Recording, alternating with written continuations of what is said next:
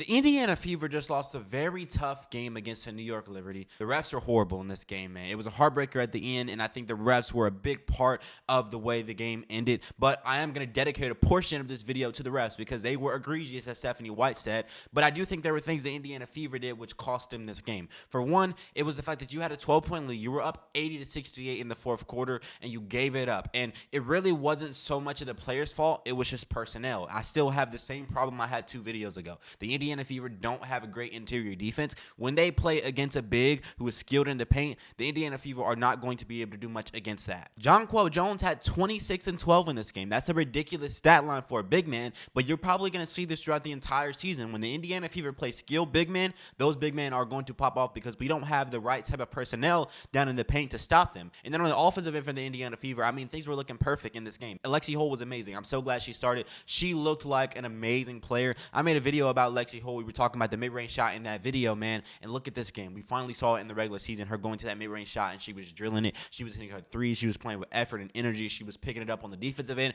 Everything about Lexi Hole being in the starting lineup was perfect. You also saw Caitlin Clark and Aliyah Boston have that connection in this game. That pick and roll was literally pure, and it worked throughout the entire game. It was the most perfect thing from the Indiana Fever. It is the best play they can go to. That pick and roll is the best thing the Indiana Fever can do. But the Indiana Fever still lost. It was because of their defense, and Caitlin Clark also just missed shots. Caitlin Clark had a perspective on the game that I do share. Like, you're down 2, you lost by 2, really, against the defending champions, and Caitlin Clark didn't shoot the ball well. So, like, that's a great perspective on the game. Kelsey Mitchell also didn't shoot the ball well, you know, and DeWanna Bonner is still looking like a trash can out there. And so, like, you assume these things are going to line up, you know, in a positive for the Indiana Fever as we go on in the season. And if that is the case, where Caitlin Clark is making those shots, Kelsey Mitchell is making more of her shots, and DeWanna Bonner doesn't look like me out there, you know, you assume the Indiana Fever are probably going to be able to win this game. Caitlin Clark had a really great shot attempt that we're going to go over. It was like 30 seconds left, and I was like, man, she's going to make that next time. It was just a good shot. The shot just wasn't falling in this game, so you can't be too mad at the loss.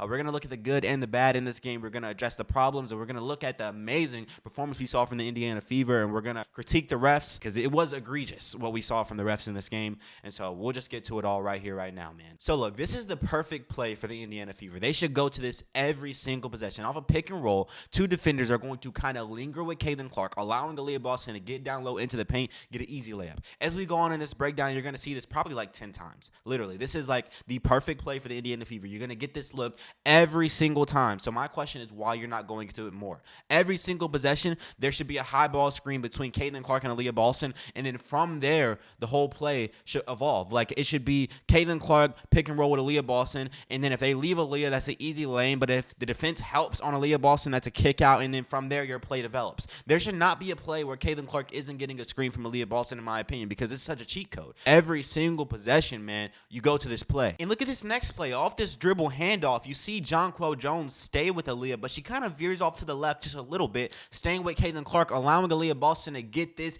easy floater attempt. Off that pick and roll, off any action involving these 2 players, you're going to see those defenders kind of stray off towards Caitlin Clark. And no matter what, like, every single action they do that because Caitlin Clark is such a threat, and it's almost like they're magnets attracted to Caitlin Clark, and they just kind of have to go where she goes. It's going to get Aliyah Boston open. So even off the pick and roll, off the dribble handoff, no matter what, when these 2 players are in the same vicinity in an action on offense, good things happen. Now look at this next play. Caitlin Clark throws this full court pass up to Kelsey Mitchell. Good things happen when the Indiana Fever push the pace in transition, but you didn't see this a lot later on in the game because the Indiana Fever weren't able to get stops. You can only do this when you get stops, or sometimes you can do it off the inbound and you just like throw a pass up because you're just beating the defense, but usually you need to be able to get stops to push the pace in transition. The Indiana Fever do like looking at the Indiana Pacers, and guess what? The Pacers have one of the best defenses in the NBA. So what they're able to do on offense, all that pushing the pace, is predicated upon them getting stops on the other team. Same goes for the Fever. You're not going to be able to, you know, play at your best, which is, you know, pushing the pace in transition,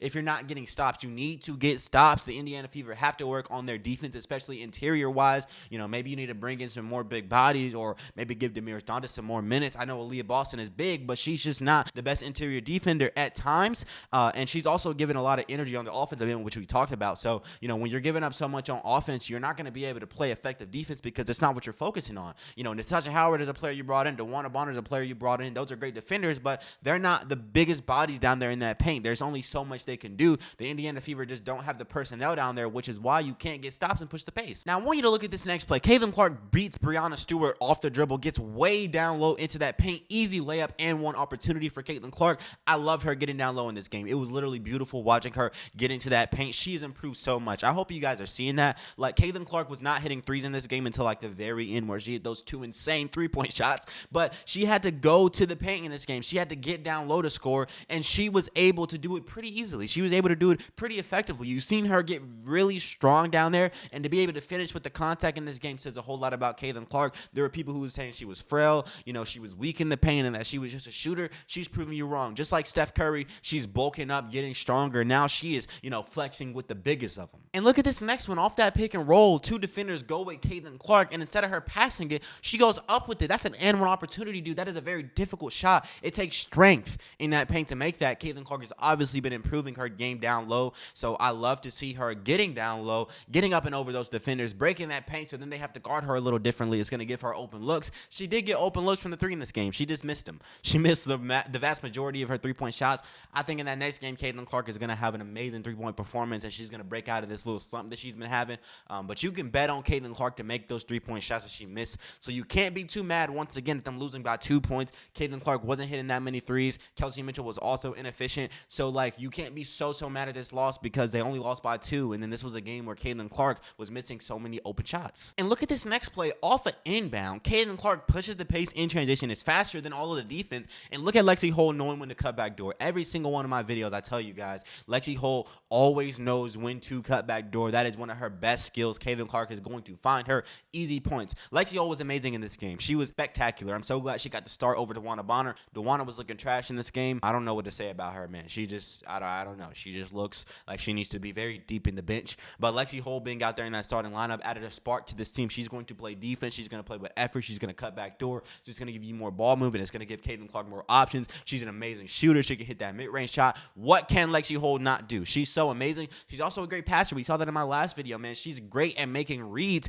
down on that low block when she has the ball. She's going to find Aliyah Boston. She's going to find Natasha Howard. Lexi Hole is a perfect player to play next to Caitlin Clark and Aliyah Boston, so why not have her in the starting lineup? And look at this next play. Off a pick and roll, what are the 2 defenders going to do? You guess. You tell me what they're going to do. They're going to follow Caitlin Clark. Obviously, that's going to leave Aliyah Boston wide open in the paint. She's going to make that floater shot. I like that. I've seen that a couple times in this game from Aliyah Boston, that little floater shot. Her touch around the rim has always been spectacular, but she's obviously been working. She's getting even better. She looks like the best big man in the league to me. I mean, Jonquel Jones is pretty good, but I think Aliyah Boston is even more impressive, man. She is just amazing around the rim. Her touch is beautiful.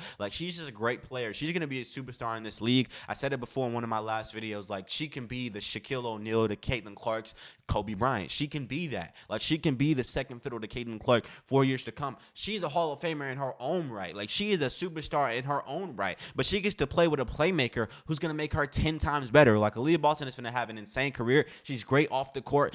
She's the biggest supporter. She's not jealous. She's not hateful. She's everything you want from a player who's going to be playing next to the Michael Jordan of this league. But as good as the Fever were looking early, this is the main problem. It's the interior defense, man. Jonquel Jones gets it down low in that paint, and who's down there to stop her? Who even can contest against Jonquel Jones, man? She's too big. She's too skilled, and you saw this against Brittany Griner. Brittany Griner was cooking the Indiana Fever in the first Atlanta Dream game. Now, in the second game, they kind of locked her up more, and they played better defense, but you saw the problem in that first game where Brittany Griner looked like Nikola Jokic. Now you got Jonquel Jones down there looking like Shaquille O'Neal.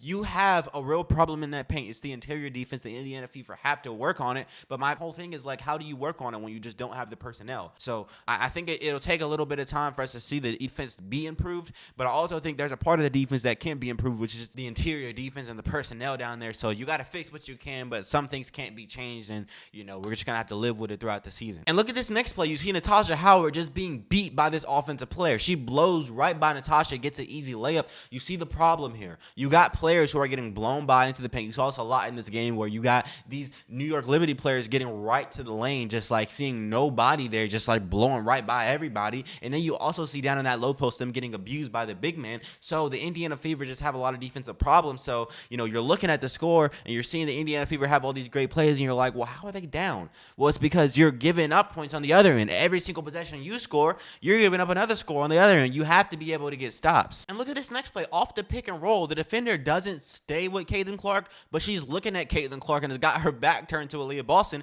So it's like she's trying to figure out what she does in this situation, which allows Caitlin Clark to get that pass down there. Easy layup for Aliyah Boston. It works every time, dude. The pick and roll is just a cheat code. You have to go to it. You know, the commentators were talking about it in this game. They were saying that this is the best play the Indiana Fever have, and that was one thing that the commentators said that I think was not a lie. It is the biggest truth. This is the best play the Fever have. Go to it every single possession. I do not want to see any possessions where Caitlin Clark and Aliyah Boston don't do a pick and roll. A screen needs to be set every possession because it works. But as you can tell by the score, the Fever found themselves in a 13-point hole early. They weren't playing very well because they were giving up so many points. But look what happens when you get a stop. You get a stop, then you're able to push the pace in transition, and Kelsey Mitchell is able to do Kelsey Mitchell things. You see Kelsey Mitchell have mediocre performances from time to time, but a lot of her missed shots come in the half court. She's best in transition when you're pushing the pace. She gets those easy layups. When you're giving her the ball on a half court set, she's doing all this dribble, Kyrie Irving stuff, and she just sometimes misses. Like, sometimes she makes it and it looks crazy, but sometimes, and most of the time, she misses it, she bricks it.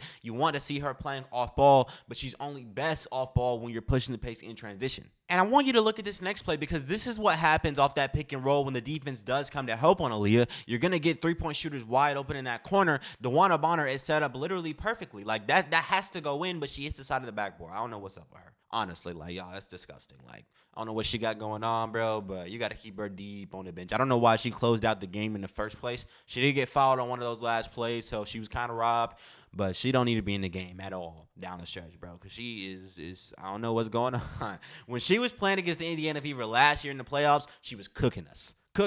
Mid-range shot was pure. Everything was pure. She's looking like freaking, I don't know, on the Indiana Fever. She's like playoff Paul George out there, bro. It's just not working. And I do want to show some film of Lexi Hull in this game because she really was spectacular. You got Kelsey Mitchell getting down low into that paint. She's such a threat down low around the rim that the defense is going to collapse on her. And if you have shooters out there on the perimeter who can make shots, you can always eat. Lexi Hull can make shots, and when she gets a kick to her, she's going to drill the shot. That's what you love to see from Lexi Hull, being in the right position. She hits that three-point shot. But her game is so versatile. Like, you're going to see her get into the mid-range in this game. You already saw her cutting back door in this game. She can do so much. She's not just a three-point shooter. She's not just a player who cuts back door. She's not just a player who can get to the mid-range. She's not just a defender. She does it all, which is why she got the start today. And check this out. You got Natasha Cloud getting an easy steal on the Fever players, getting an easy layup on one end, and then you got the Indiana Fever pushing the pace, and then look at this beautiful backdoor cut from Lexi Hull for an easy layup on the other end. So the Indiana Fever are giving up points, and they're getting points, and it's like, that's why the lead really isn't changing. Like, even though the Indiana Fever really had some great stretches, like, that's an amazing backdoor cut from Lexi Hull. You love these kind of plays where, you know, off the inbound, you're pushing the pace in transition, running faster than the defense. You love those kind of plays, but you also hate the fact that you're giving up easy deuces on the other end. You can't take care of the ball. You have so many turnovers. Like, these things are killing you. You got to be able to play defense. You got to be able to stop the other team when you score. You can't just score when the other team scores, because at that point, you're not really doing anything to the score, are you? And look at this next play. You got Aliyah Boston down on that low post, finding Lexi Hull on that mid-range. She hits the shot kind of drifting. This is just beautiful. Look, I made a video on Lexi Hull. I keep saying this, but I did. I made an entire video on her on the preseason, and I was talking about this mid-range shot. So I'm not late to the party. I've been talking about this. Lexi Hull is amazing from that mid-range. We saw her show off her skills in the preseason. If she keeps this up, dude, that's just another addition to her game, which is why you want to give her minutes. This is what we expect DeWanna Bonner to be doing. You signed her to make mid-range jump shots, and she out there like playoff P hitting the side of the backboard. You got to be able to make these shots if you're DeWanna Bonner. At least Lexi Hull is going to do it, so just keep her in the starting lineup. And once again, the Indiana Fever, whenever they go to this play, it works every single time. It never doesn't work. Off that pick and roll, and Aliyah doesn't even set a proper pick here. Look, two defenders are always going to go with Caitlin Clark, allowing Aliyah Boston to get an easy lane. She's going to finish around there. Even when the defensive help comes at the end, it's never enough to stop Aliyah. She's such a beast down there. You got to at least put two bodies on her. She has amazing footwork, amazing touch around the rim. She is going to capitalize off the opportunity every single time. This is what you're going to. You're not looking for Caitlin Clark to score you 30 points. You're looking for Caitlin Clark to give you 20 assists, because this is the cheat code for the Indiana Fever. Aliyah Boston can easily be the top scorer in the league from just these plays right here. This is what you need to go to every single possession, man. And look at this next play. You got Kelsey Mitchell coming off this screen. What happens when Kelsey Mitchell gets the ball off the catch? Good things happen. She's going to hit that jab step, easy three-point jump shot for Kelsey Mitchell. You love to see her shoot shooting it off the catch, not too many dribbles, just get the ball, shoot it. That's when she's at her best. But sometimes when you don't have momentum, you don't have pace, you're just forcing her to kind of go off the dribble, do this one-on-one basketball thing. It doesn't work. And this play right here just impressed me thoroughly from the Indiana Fever. Off a rebound, Caitlin Clark pushes the pace in transition. How many green jerseys do you see? You see 3 green jerseys, not a Fever player in sight, and Caitlin Clark makes this layup. Like, that's insane to me.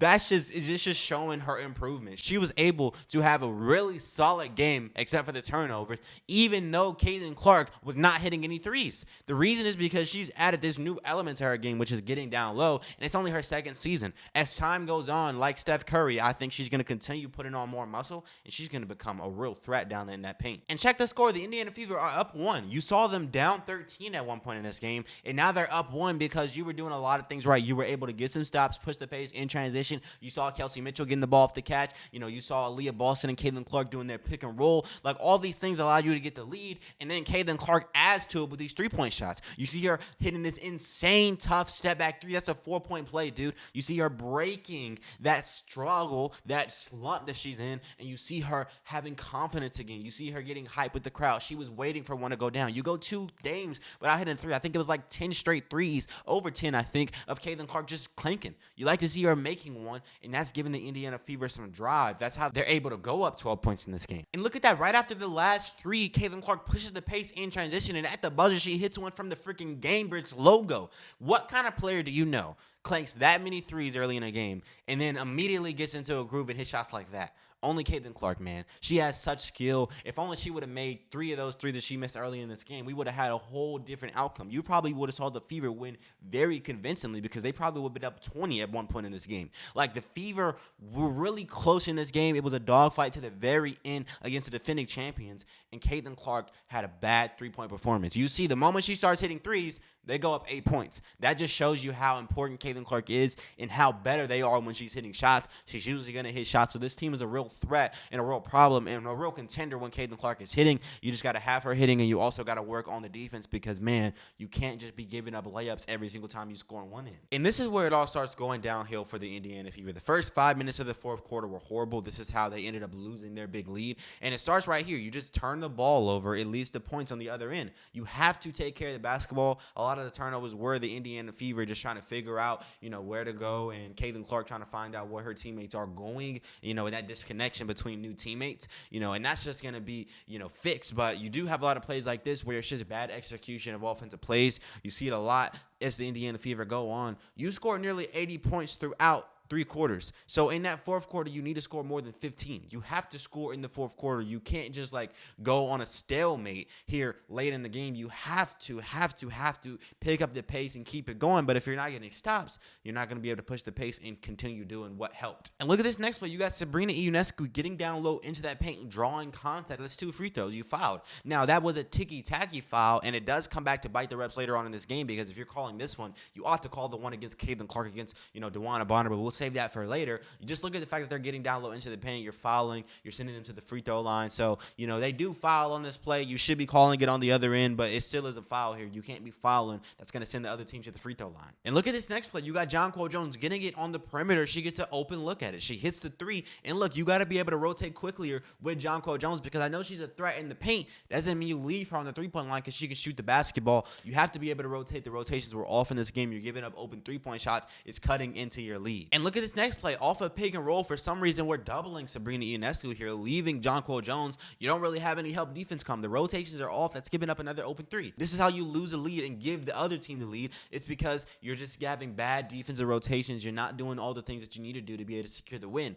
You have those defensive discrepancies that the Indiana Fever have to work on. You have to fix all of that because if you don't, you're not going to be able to win games. It doesn't matter what you do on offense. If you give it up on defense, then it's all for nothing. It's all just canceled out. And look, the Indiana Fever stayed in the game. They made it a dogfight even though they gave up a big lead. And look at Aliyah Boston getting it in transition down low in that paint. She gets fouled.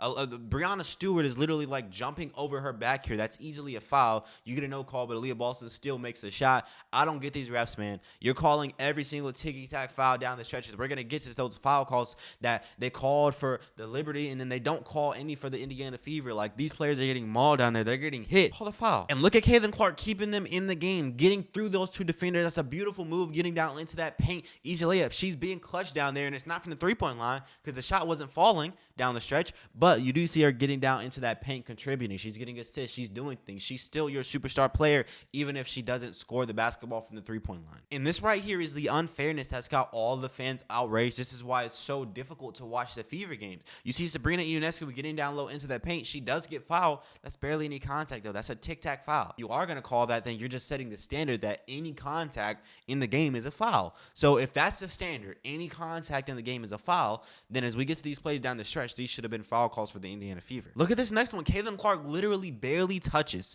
Jonquel Jones down there, and they call that foul. She barely even touches her. She kind of wraps her a little bit, but that's barely any contact. If you're going to call that foul down the stretch under 2 minutes, tie game, then especially with them being in the bonus too, if you're going to call that, you have to call all of these fouls down the stretch for the Fever. And before we get to the missed foul calls, you got to look at the game. It's 88-88. Caitlin Clark has it with about 30 seconds left. She gets a really good look at it. She misses the shot. Caitlin Clark, she had a really, really good look here, man. Like, you're going to bet on her to make the shot. You can't be mad at the attempt. And this is the game right here. I think this is the time where Caitlin Clark had to win the game, and she just missed the shot. She was off this game. You can't be too mad at the loss because 9 times out of 10, if you're going to give Caitlin Clark a switch with a big man, you're going to give her an ISO, that much space at the end of the game, she's going to hit the shot. So you can't be mad at this. You can't be too mad at the loss because, like, you had a chance to win it, and you live with Caitlin Clark shooting and missing that shot because 9 times out of 10, once again, she's going to make it. And look at this next play. Caitlin Clark gets down low into the paint. The defenders collapse on her. You find DeWanna Bonner. Not sure why she's in the game, but she gets fouled here. Why aren't you calling that? That much contact. You call that foul on Caitlin Clark literally barely tapping Jonquel Jones.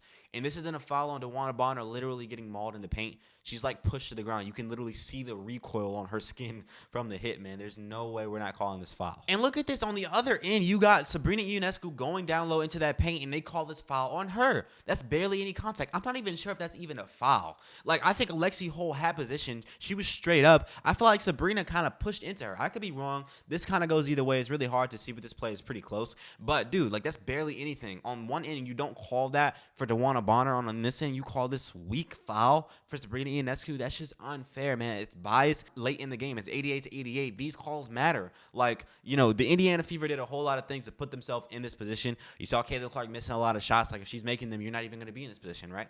But still, the game is close. These calls still matter, and the refs aren't calling the right thing on these plays. They're just being bad. They're being incompetent, and it has to be talked about. And this is the last and final play that everybody probably already saw on Twitter. It's Caitlin Clark getting the ball, not really getting a shot up, but I do think she was fouled by Natasha Howard here. There's contact there. Natasha kind of shoulder checks her like, that's contact. You can see the contact there on this play. It's not much contact, but it is contact, and based on the standard the refs already set in this game of them calling those low contact fouls, those ticky-tack fouls, you got to call this one too because you set a standard for how you're going to call the game. It would have been different if down the stretch you didn't call any fouls. Down the stretch you were like, even the little contact, we're not going to call that. We're going to let them play. Okay, then on this play, you got to let them play. It's cool. Nobody's going to be mad about that. But since you set a standard of calling any contact, there's contact here. It's not legal contact. You can't do that. She stops Caitlin Clark from getting an easy shot up. You know, that's a very difficult shot to get up because